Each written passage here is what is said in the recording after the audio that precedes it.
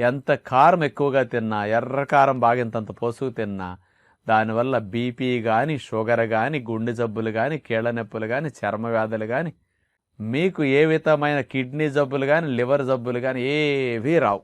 దీర్ఘ రోగాలు, మనం బాధపడే మందులు వేసుకునే మొండి రోగాలు ఏవి రావటానికి కారానికి సంబంధం అసలు లేదు.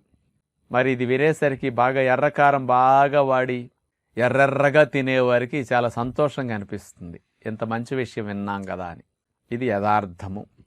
అసలు కారానికి జబ్బులు కలిగించే గుణం అట్లాంటిది లేదండి. ఎర్రకారం ఎక్కువగా వాడటం వల్ల ఇబ్బంది ఏమిటంటే మంటగా ఉంటుంది కదా నోట్లో పెట్టుకునేసరికి. వాళ్ళకి కొన్ని రోజులు తినేసరికి ఆ మంట అలవాటైపోతుంది. అది పక్కవారికి మండుతుంది కానీ వాళ్ళకేం మండదు. కాబట్టి ఈ సెల్స్ అలవాటైపోతాయి.